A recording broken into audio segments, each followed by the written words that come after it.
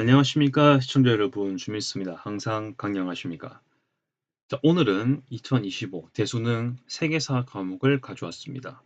이번을 통해서 또 역사에 대한 지각도 많이 넓어지는 그런 계기가 되었으면 참 좋겠는데요. 이번 주제는 뭐냐면요, 이 모든 문제, 20문제를 모두 풀기보다는 뭔가 등급을 가르는 그런 여부, 그런 것의 주제를 봤을 때 오답률이 높은 문제 5개를 들고 왔습니다. 네, 그런 것들을 중심으로 오늘 풀어볼 테니 참고하시기 바라겠습니다. 그래서 16번, 18번, 19번, 9번, 13번 이렇게 들고 왔고요. EB 사이트에 들어가 보니까요. 제가 들어갔을 때는 16, 18, 19번의 오답률이 약 60%에 가까운 수치였습니다. 뭔가 이 등급을 가르는 문제가 아니었을까. 그만큼 어려웠고, 풀어보니까 뭔가 좀 한 가지만 생각하기에는 뭔가 좀 틀릴 수도 있는, 그러니까 여러 가지 다방면을 생각해봐야 되는 그런 문제였지 않냐 생각을 하고 있습니다. 왜 그런지 같이 살펴보도록 하고요. 바로 16번 가도록 하겠습니다. 등급을 보니까 이번에는 만점 1등급이 아니더라고요. 87일 1등급인 걸로 현재로서는 알고 있고요. 그 다음에 뭐 밑으로 내려가는 그런 느낌이고요. 작년에는 만점 1등급이었고 48이 2등급이었습니다. 좀 잘 안 갈라지는 그런 거였는데 이번에는 그래도 좀 무난하게 된 느낌인 것 같습니다. 다른 사이가 뭐 평범한 것처럼 그렇지 않을까. 그 이유가 있습니다. 보면은 문제가 꽤 복합적이었는데요. 왠지 보도록 하겠습니다. 16번 갈게요. 겉으로는 그렇게 어려워 보이지 않는데 여기서 어려운 것의 포인트는 선다였습니다. 볼게요. 상괄동으로 적절한 것은 돼 있는데요. 간단해 보입니다. 일단 글은요. 영국 가에 고용된 용병들에게 지급된 MP 소총 타령통에는 소기름, 돼지기름, 뭐 여러분 다들 아시는 사건이죠. 이런 것 때문에 벌어진 게 뭡니까? 이 용병들도 여기에 언급되어 있죠. 세포양생. 이거는 정말 유명하게 나오는 그런 사건이고, 이것도 뭔가 네, 현실적으로 낮은 등급의 친구도 꽤 많이 알고 있는 그런 부분입니다. 근데 문제는 그 이유죠. 세포의 항생. 어디에 고용돼 있었습니까? 이런 걸 알고 간 과정부터 이제 알고 있는 사람들의 등급이 올라가는 케이스가 되겠습니다. 세포이가 고용된 곳은 영국, 그러니까 단순 영국 대영제국이라기보단 대영제국 안에서 동인도 회사였습니다. 예. 동인도 회사에서 나온 얘기까지 알고 있으면 되고요. 그 뒤에는 그 관련된 내용으로 보면 될 것 같습니다. 자, 그러면 지문을 하나씩, 그 선달 하나씩 보도록 할게요. 바로 1번 가겠습니다. 벵골 분할령의 영향을 찾아본다라고 되어 있는데요. 벵골 분할령은 인도 중에서도 그 당시 인도 제국의 벵골 지역을 둘로 가르려는 거였죠. 민족, 종교로 구분한다. 결국 인도인들이 보기에는 이거는 인도 자체의 민족을 분열시키려는 행위가 아닌가라고 하면서 비난하게 되었죠. 그래서 철회를 한 것 같은데 1905년에 발생했고요.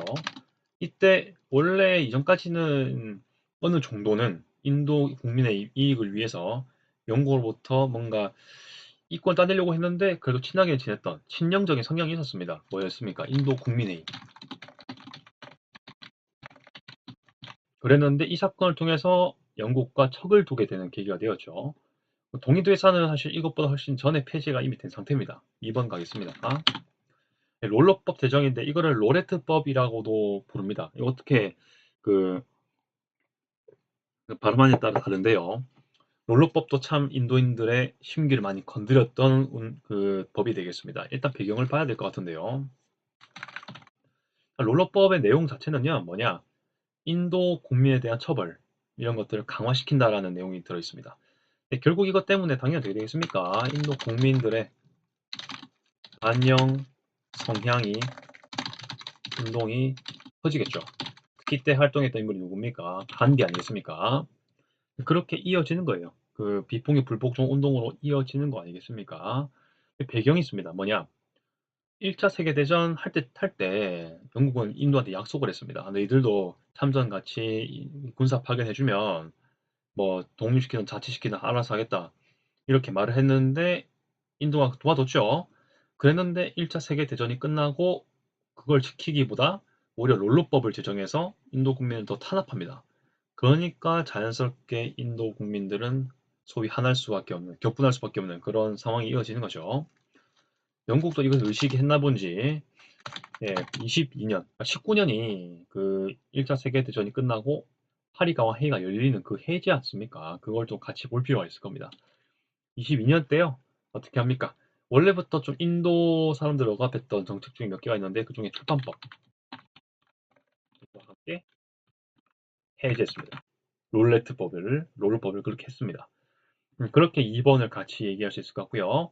뭐 2번에 대한 일반적인 얘기를 하자면요. 뭐 마하트마 간디의 비폭력 불복종 운동이 확산되었다. 이렇게 봐도 되겠죠. 아무튼 동인도 회사하고는 관련이 없고요. 1번하고 더 미래기 때문에 아예 더 관련이 없죠. 3번 가겠습니다. 파쇼다 사건의 배경을 조사한다 돼 있는데요. 파쇼다 쉽죠? 연대는 이미 1900년이 되기 전이고요. 뭐 일단 가볍게 보죠. 1898년이고요. 영국과 프랑스 아프리카 분할 정책, 뭐 제국주의 식민지 정책의 충돌로 인한 거겠죠. 영국은 위에서 아래로 종단, 프랑스는 동서 이렇게 해가지고 횡단 정책 이렇게 했던 게 있는데 그게 교차하는 곳이 파쇼다였습니다. 현재 수단에 있는 도시인데요. 뭐 그렇습니다. 4번 갈게요. 카슈미르 분쟁은 뭐 어떤 몇 년 이런 걸 좀 기억한다기보단 뭐 어떤 나라가 주최했는지를 알아보면 되겠죠. 누구십니까? 인도 파키스탄이죠. 뭐 일단 중국도 어느 정도 끼긴 합니다. 아무튼 이제 이렇게 3국이 돼 있는데 이거 나오려면은 인도 파키스탄 간의 전쟁을 다루는 게 나와야 됩니다. 그런데 여기서는 그런 내용이 전혀 관련이 없죠. 5번 갑니다. 특히 또 동이도 해사랑은 더 관련이 없습니다. 더 미래이기 때문에. 그러면은 다 소거를 해봤는데 답이 될 게 없어요. 5번밖에 없는데 5번은 왜 맞는가를 봐야 되겠습니다. 맞는 게 5번 뿐이니까요.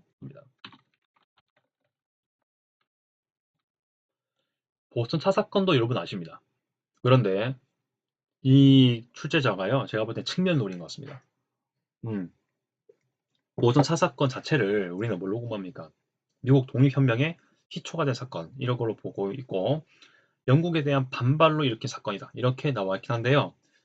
이렇게까지 파고들면서 공부를 할 줄은 몰랐겠죠. 해야 될 줄 몰랐겠죠. 보스턴 차 사건 자체가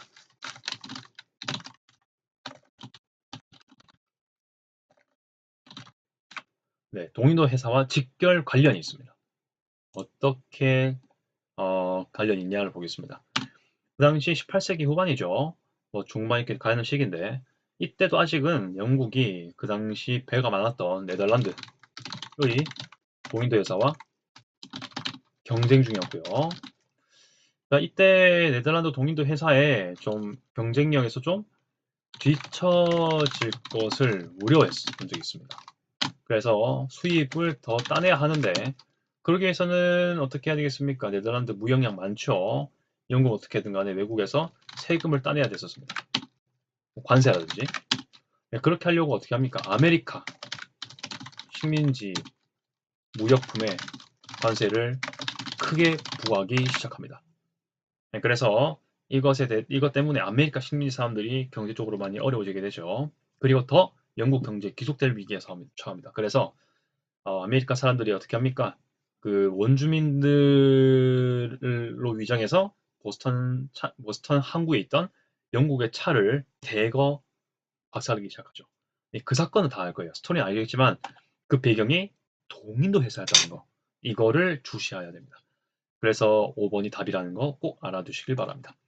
아마 그 보스턴 차 사건하고 이야, 이 세포 영장은 뭔 관련 있냐라고 생각하는 순간 이거는 끝나는 부분이죠. 이거를 혹시나 타편을 공부했더라도 두 개 다 동의도 해사라는 게 관련돼 있는데 그렇게 알고 있었다면은 아차 풀 수 있었던 문제였습니다. 그래서 이게 5번 답이 좀 어려운 게 아니었나 생각을 해보고요. 그래서 복합적으로 생각해야 될 여러 사건들을 여러 파편들의 사건을 하나로 좀 관련 지어야 했던 그런 문제였습니다. 그리고 두 개 다 비슷한 시대의 사건이기도 하죠. 그런 걸 알아봐야 했던 그런 문제였습니다. 그래서 참 1등급 가려는 문제다운 게 아니었나. 지문 자체는 쉬웠는데 선다가 문제였습니다. 그렇죠? 그 다음 문제가 있습니다. 18번입니다. 세계사가 이제는 그런 것도 요구하는 게 좀 몇 개 있는 것 같습니다. 18번 가겠습니다. 이거는 어떤 제가 봤을 때는 지리적인 걸 좀 알고 있으면 더 잘 풀 수 있었던 문제였습니다. 그러니까 세계사 공부하다 보면요, 뭐 각각 사건에 대해 중요한 사건들은 뭐 지도 같은 게 나오잖아요, 그렇죠? 그런 것들을 좀 같이 봐야 했던, 그래야 더 빨리 풀 수 있던 문제였던 것 같은데요. 이런 면에서 18번은 복합적 사고가 필요했지 않느냐 그 생각을 하고 있습니다. 물론 이 시기적인 것도 분명히 알고 써야 하는데요. 일단 미국 대통령이 유럽에서의 공산주의를 막기 위한 연설문입니다. 공산주의 막기 위한 뭐 대통령 몇 명 있죠. 뭐 케네디라든지 뭐 트루먼이라든지 몇 명 있지 않습니까? 그런 부분을 좀 알고 필터링 해가면 될 것 같습니다. 일단 뭐 읽어보겠습니다. 공산주의자 조정을 받는 이들은 특히 북쪽 국경에서 위협을 가하고 있다라고 나오고 있습니다. 그러면은 뭐 한국도 해당되긴 하겠죠. 그런데 유럽도 어느 정도 해당되는 부분이 있습니다. 서유럽은 북쪽 국경이 아니고 동쪽 국경에서 위협을 가하겠지만 여러분 아시죠? 유럽 중에서도 북쪽에 공산주의 세력이 있는 나라가 있었습니다. 바로 발칸반도의 그리스입니다. 그리스 북쪽에 알바니아가 있고 여러 동유럽 국가가 있지 않습니까? 네, 그 밑으로 공산주의가 내려오려고 했죠. 네, 그리스는 북쪽에서 공산주의를 막아야 했던 그런 위치였습니다. 네, 이런 식으로 지리적인 감각이 좀 있어야 더 빨리 풀 수 있는 그런 이유였거든요. 그래서 뒤에 나오네요. 북쪽 국경선에 접해 있는 알바니아, 유고슬라비아, 불가리아 다 동국권 국가지 않습니까? 네, 동국권인데 동권 중에 거의 뭐 유일무이한 자유주의 국가가 있었다면 그리스. 네, 그렇게 볼 수 있는 거죠. 뭐 동국권이라 하기에는 좀 그리스가 좀 사실 남유럽이긴 한데 발칸반도 생각하시죠. 발칸반도 국가 중에서 그리스는 맨 밑에 있죠. 그리고 그 위에 동유럽 국가가 있는데 남동유럽 포함해서 아무튼 뭐 되게 발칸반도라든지 뭐 동유럽 국가들이 다 공산주의가 돼 있으니까 그걸 막아야 했구나. 이렇게 읽어낼 수 있어야 했던 문제였습니다. 그럼 결국 8번의 국가는 그리스예요. 이야, 참 문제가 기가 막히지 않습니까? 근데 그리스 보통 아테네 정치 이런 걸로 나올 수도 있는데 이렇게 현대에서 문제가 나왔습니다. 근데 또 답은 또 어떤지 볼게요. 과연 현대가 답인지 봐야 할 것 같습니다. 1번 할게요. 참고로 이것의 독토리는 뭐였을까요? 1947년에 트루먼 독트린이었습니다. 유명한 독트린이죠. 공산주의를 지리적으로 유럽에서 경계하는 그런 독트린이었습니다. 냉전의 시초를 알리는 그런 부분이기도 하죠. 한때는 미소가 2차 세계대전에는 뭔가 동맹이라고 할까 연합국이었는데 이렇게 달아지다니요. 그쵸? 삼국 방공 협정을 체결했다라고 되어 있는데요. 이 삼국 방공은 누구냐? 나치 독일, 일제, 그리고 이탈리아 왕국입니다.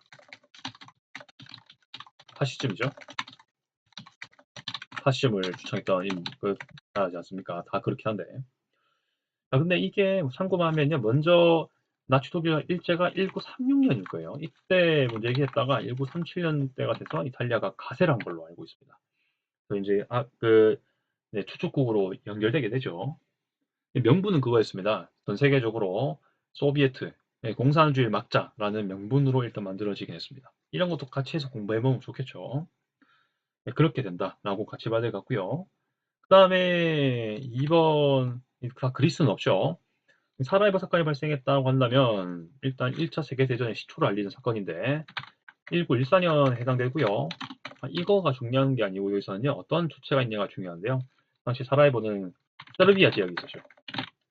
근데 이거에 대한 피해자가 누구였습니까? 오스트리아, 헝가리, 황태자 부부였지 않습니까? 이 두 나라와 관련돼 있습니다.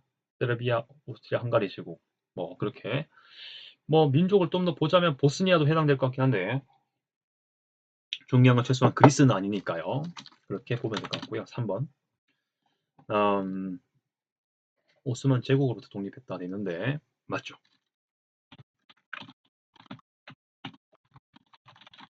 네, 그리스는 오스만 제국으로부터 독립을 했습니다.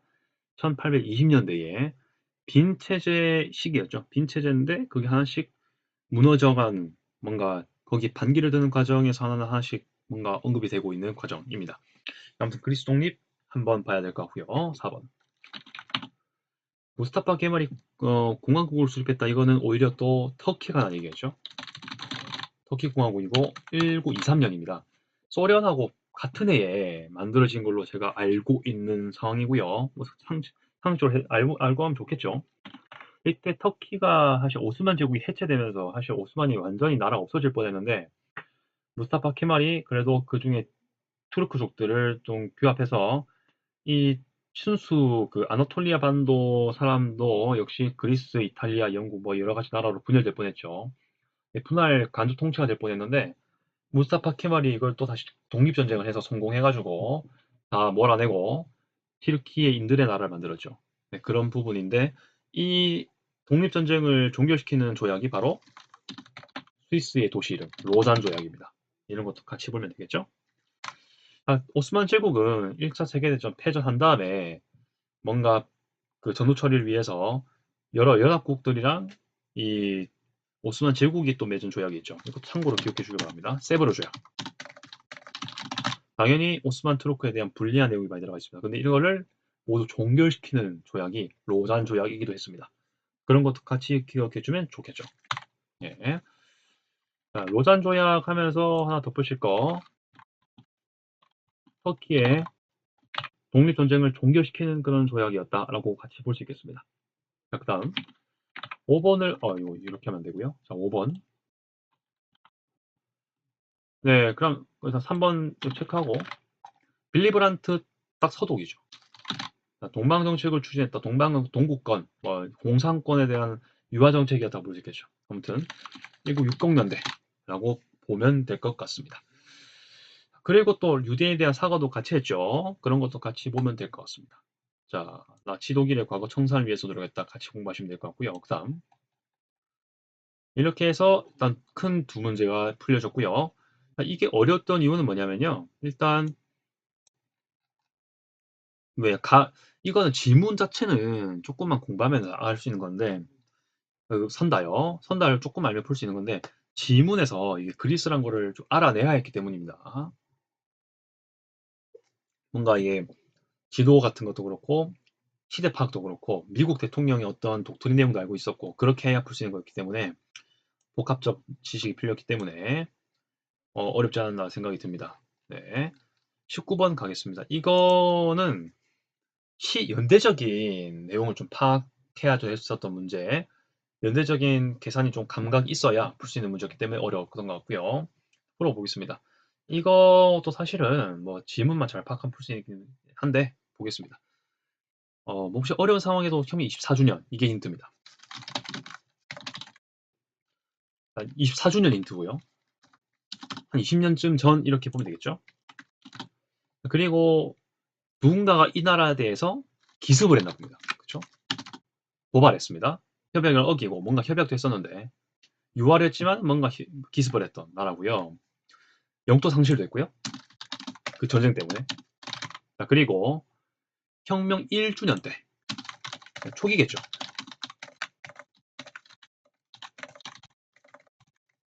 초기일 때 어디를 상실했냐? 상당 부분이 다른 나라에 장악되어 있었는데요. 중앙, 아시아, 우랄 등 이렇게 되어 있습니다. 우랄, 중앙아시아 다 어디랑 관련돼 있습니까? 러시아랑 관련돼 있죠. 러시아 제국이 그 당시 중앙아시아 우리가 다 차지하고 있었던 거 맞는데 거기서 혁명이 발생했다? 뭐 당연히 뭐 이거밖에 없죠. 러시아 혁명. 참고로 1917인 거 감이 오시면 좋을 것 같습니다. 자, 러시아 혁명 시기로부터 약 한 20년쯤 지나면요. 어떤 시기입니까? 그렇죠. 제2차 대전 시기죠. 예. 이때 숫자 맞춰볼까요? 자, 24주년 대충 맞아 떨어지죠. 41년 맞아 떨어지죠. 이때 독일은 나치 독일. 소련 기습했죠. 근데 그 전에 이미 뭐였습니까? 서로 협약도 있었거든요. 그렇죠? 독소 불가침 조약. 이걸 파기했죠. 딱 맞는 상실 부분이죠. 그래서 기습하고 영토 상실도 하고 그렇게 된 거 있죠. 그러면은 혁명 1주년 때 뭔가 다른 나라에 장악되고 뭐 이렇게 된 거 부분이 뭐냐? 자, 일조 상실했다. 이게 뭘까요? 결국 적백내전이 아닐까 싶어요. 그렇죠? 근데 그 내전했던 그 나라 이제 그 러시아 제국의 부활을 지지했던 백군의 어떤 세력들을 다른 나라로 지금 생각한 것 같은데요. 그렇게 네, 지금 중앙아시아, 우랄들 이런 것들이죠. 그리고 이때 독일도 사실은 여기 진짜 땅을 많이 넓혔죠. 이때 다시 물러나긴 했지만요. 그렇게 얘기하는 것 같습니다. 그러니까 독일로부터의 영토 상실과 백군으로부터의 어떤 영토 상실 이런 것들을 다 얘기하고 있는 것 같습니다. 그러면 맞아떨어지네요. 그렇죠? 이 국가는 뭐겠습니까? 지금 소련이 아니고요. 24주년의 소련 문제가 아니고 이거는 뭐였습니까? 이 소련을 에게 도발한 나라를 묻는 겁니다. 그렇죠? 결국에는 이 주인공은 소련이 아니라 나치 독일입니다. 네, 나치 독일을 묻는 문제예요. 결국에는. 네, 지금 다 열심히 분석해서 이거 소련이네 해서 소련을 풀어서 5번을 찍으면 이제 여러분들은 1등급이 위험해지는 그런 경우였죠. 네, 결국에는 그러한 이런 역사를 지문의 역사를 가지고 있는 나라를 도발한 나라를 골라야 되기 때문에 나치 독일을 골라야 합니다. 가겠습니다. 1번 국제연맹 탈퇴. 자, 누가 있습니까? 아까 말씀드렸던 상국 그 초축국 있죠? 독일, 뭐 이탈리아 등 얘들이 국제연맹 탈퇴했었죠. 미얀마 식민지 삼은 나라는 영국이죠. 3번 아두아 전투 승리한 거는 네, 에티오피아. 누구한테 대항했습니까? 이탈리아한테 대항했죠. 4번 인도 차이나 연방 조직 프랑스죠. 5번 소련입니다. 이렇게 해서 여러분들과 풀이를 계속 하고 있는 도중이고요. 이게 이 문제도 역시 복합적인 사고가 좀 필요했던 문제였습니다. 예. 그리고 측면을 바라보다가 다른 측면을 못 바라보면 틀리는 문제. 이 문제였기 때문에 좀 오답률이 있지 않을까라는 생각을 해봅니다.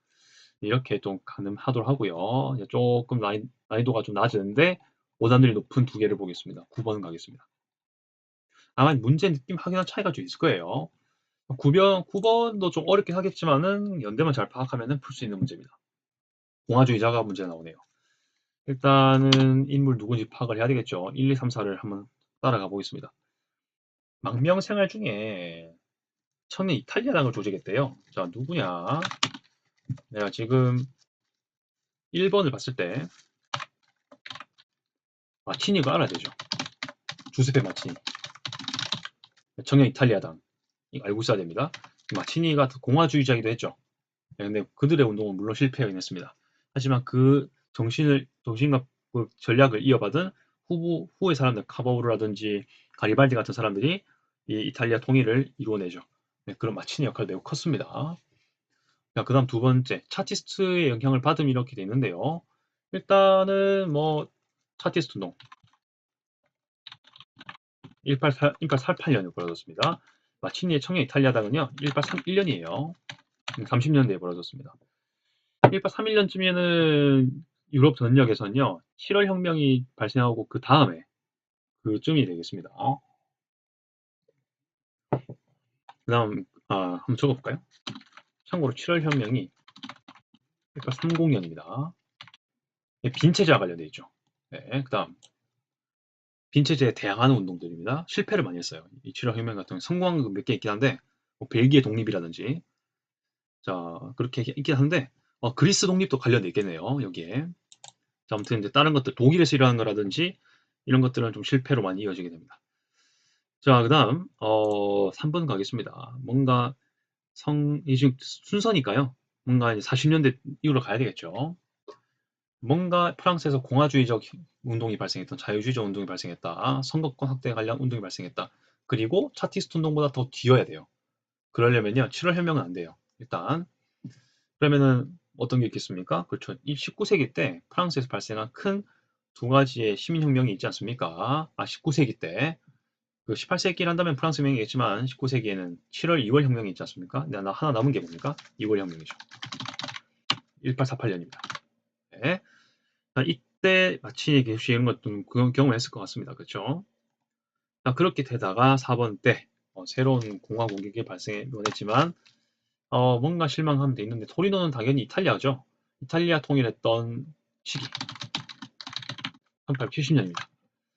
이렇게 되는 부분인데 왕국통일하죠.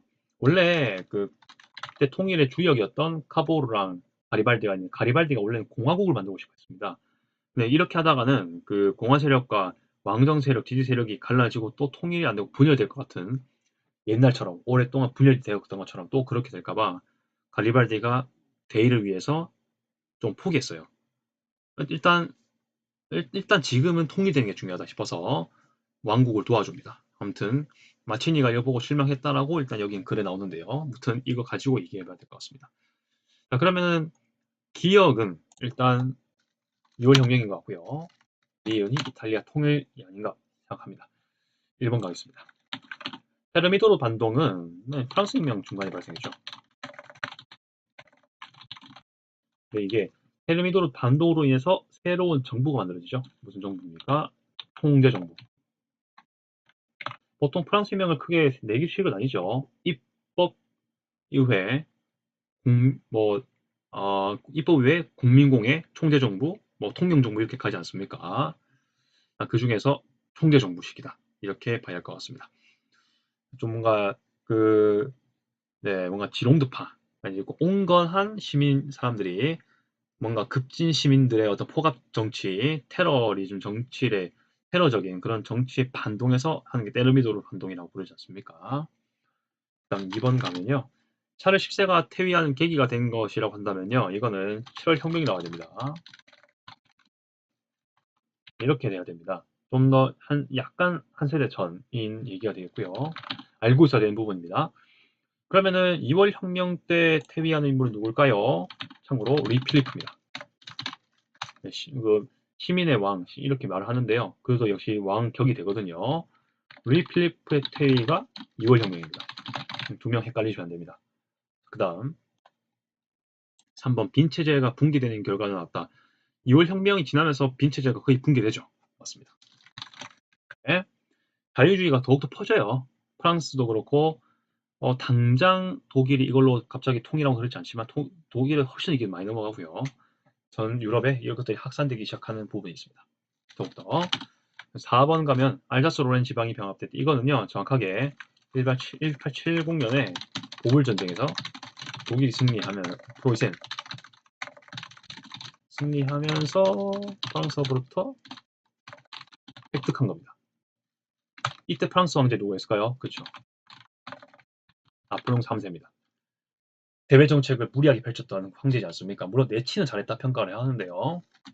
아무튼 그렇습니다. 네, 이걸로 인해서 나폴레옹 3세가 결국에는 권세에서 물러나게 되는 직접적인 계기가 되죠. 그런 것까지 봐야 될 것 같고 5번 빌헬름 1세의 제국 선포로 완결되었다. 4번에 이어서 1871년에 제2제국 성립되고 선포되고 비스마르크 계속 수상하고요. 네, 이렇게 수상 제2인자가 되는 거죠. 황제 다음으로 이렇게 볼 수 있겠습니다. 9번은 좀 뭔가 마치니가 이탈리아 통일에서 나오기 때문에 막 갑자기 마치니 나오다가 갑자기 2월 혁명 나오고 7월 혁명 나오고 다른 나라 얘기 나오다 보니까 조금의 작은 멘붕이 왔을지 모르겠는데 그래서 배웠던 내용을 차근차근 생각하면 풀 수 있는 문제였습니다. 자, 그 다음 가도록 하겠습니다. 마지막 13번 가겠습니다. 이게 5문제만 풀려하다 보니까요. 좀 제가 심층적으로 하는 것 같습니다. 자, 13번은 좀 쉬웠어요. 네, 이건 그렇게 어렵지 않았고 지문에 좀 익숙하지 않은 게 나오다 보니까 이것만 잘 헤쳐나가면 풀 수 있는 거였는데 결국 문제는 풀립니다. 일단 무역 활동이 확대되면서 서양 상인들 동양 얘기겠네요. 황제가 나옵니다. 양거가 나옵니다. 조선 사람 중에 양거가 있었을까요? 있었을지 모르겠지만 민절이 우리나라 지역이 아니죠. 일단 중국인 걸 알 수 있을 겁니다. 서양 상인이 오가고 있습니다. 최소한 한 명나라, 청나라쯤은 돼야 되는 얘기겠죠. 그 다음 광둥 해관의 부패 이런 얘기가 나옵니다. 그리고 서양 상인의 무역 활동을 해줄 것을 허용했지만 황제는 허락하지 않았다 이렇게 얘기가 나옵니다. 그럼 어떻게 얘기가 되어야 할까요? 일단 뭔가 서양 상인들이 더 대대적으로 중국의 무역을 확대시키고 싶었는데 중국이 막고 있다? 예, 이게 되려면 청나라 얘기가 돼야 됩니다. 명나라 때도 물론 서양 상인들이 왔긴 했지만 청나라 시기가 되면은 훨씬 더 서양 세력들이 중국에 대한 어떤 더 넓은 개항을 많이 요구했던 그런 시기가 되지 않습니까? 딱 시기가 맞아떨어지고요. 키워드가 많다기보다는요. 키워드가 딱 하나인데 그거를 이 줄로 다 펼친 느낌이랄까요? 네, 그 힌트가 뭔지를 좀 눈치껏 파악해야 됐던 그런 문제였습니다. 힌트를 많이 주는 게 아니었어요. 그래서 이런 걸 잘 풀어내야 했던 문제였습니다. 청나라의 서양에 대하는 무역 방식이 뭐였습니까? 바로 공영설치였죠. 이런 것들을 풀 수 있어야 되는 부분이다. 청나라 중에서도 약간 중후반 시기 이상 되겠죠. 네, 중후반쯤 얘기가 되겠고요. 이거를 풀면 될 것 같습니다. 참고로 공행이 설치가 된 거는 1760년이고 여기 몰라도 볼 수 있습니다. 근데 대강 파악해놓으면 더 좋죠. 일단은 이미 57년에 한국 한정을 이미 했어요. 그리고 이걸 달리기 위해서 광동성, 광저우 이쪽이죠. 여기 청나라 황제가 공행을 설치했던 그런 이력이 있는 겁니다. 자, 그렇게 해서 문제 풀면 되겠고요. 2번이 답이고요. 1번이 답이고요. 네, 1번 바로 정답하면 되겠고, 위에 것도 제가 적어놨나요, 답을? 3번 맞습니다. 해놓으면 되겠죠? 자, 그렇게 놓으면 될 것 같습니다. 자, 이렇게 해서 문제를 풀면 될까? 19번. 제가 이거 독 적어놓고 1번 안 적어놨네요. 1번이 답이죠. 네, 독 1, 2 있으니까 이게 독이 속하죠? 네, 이미 뭐 제가 답을 안 말했더라도 이미 적힌 거 보고 찾으셨을 건데, 아무튼 풀면 되겠고요. 위에 건 다 해놨죠? 자, 이렇게 한 번씩 쭉 훑어보고 지나갑니다. 네, 바로 이번 학교 시박사 설치한 건요. 일단 최초로 시박사를 설치한 거는 무역기구죠. 언제냐면 최초는 당나라입니다. 근데 참 공교로운지 모르겠지만 이때 역시 광저우가 먼저 설치된 그런 겁니다. 광저우의 당나라가 시박사를 먼저 설치했고요. 그 이후로 홍대, 명대, 청대에도 계속 실시. 물론 원나라 때도 했던 걸로 기억합니다. 네, 없앴다가 생겼다가 계속 반복했던 그런 것 같습니다. 그 다음 회관과 공소를 설립한 거는 특히 언급이 많이 되는 게요. 일단 명청인데 청도 중기쯤 됩니다. 일단 여기 사용되는 내용은 아니에요. 네, 회관 공소의 기능은 이 서양인과의 무역하려는 그런 기능 자체가 아니기 때문에 시기상도 안 맞고 약간 다른 좀 뒤의 시기고 공행이 기능도 다르고 그렇습니다. 그 다음 4번은 시제법 신법을 다니겠다. 이거는 완전 시기도 다르고요. 일단 목적 자체도 다른 그런 거죠. 일단 광안석 신법 언제 시기입니까? 북송시기죠. 11세기. 아직 금나라가 북송을 점령하지 않았던 시기입니다. 송나라 북쪽을요. 다음 5번 생목인을 재정관료로 등용했다. 중앙아시아 사람들을 많이 뭔가 등용했던 모습이죠. 네, 이거는 뭐 원나라 시기죠. 완전 다른 시기다라고 보면 될 것 같습니다. 네, 13번이 좀 어려웠다고 한다면 지문을 좀 파악하는데 시간이 약간 걸렸을 수도 있다. 이렇게 말씀드릴 수 있을 것 같습니다. 약간 공소가 어느 정도는 좀 일단 있어 보이지 않습니까? 뭔가 맞을 것 같으면서 틀릴 것 같으면서 그런 거 있죠. 그러면서 뭔가 4번, 2번 확실히 아닌 걸로 알 수 있었을 거고요. 5번도 헷갈릴 있었지만은 그래도 뭔가 생목인 그 이미 원나라일 거 알고 있으면 좀 잘 걸을 수 있었던 그런 문제였습니다. 네, 1번이 답이라는 거 다시 컨펌하고요. 네, 역시 이까지 또 들어주시느라 고생하셨고요. 관심 감사드립니다. 자, 계속해서 뭐 아까 말씀드렸지만은 혹시 풀로 모든 문제를 다 풀이하기 원하시면요 댓글을 달아주시길 바랍니다. 자, 그리고 기타 질문 있으면 또 부탁드리겠습니다. 네, 그리고 더불어서 제 채널은요 중동 이슈라든지 뭐 여행 영상도 좀 올리고 있는 부분이니까요. 이것도 관심 있으시면 시청하시면 될 것 같습니다. 네, 감사드리고요. 다음에도 또 유의미한 또 뭔가 유익한 내용을 가지고 돌아오겠습니다. 이상 주미였고요. 아디오스.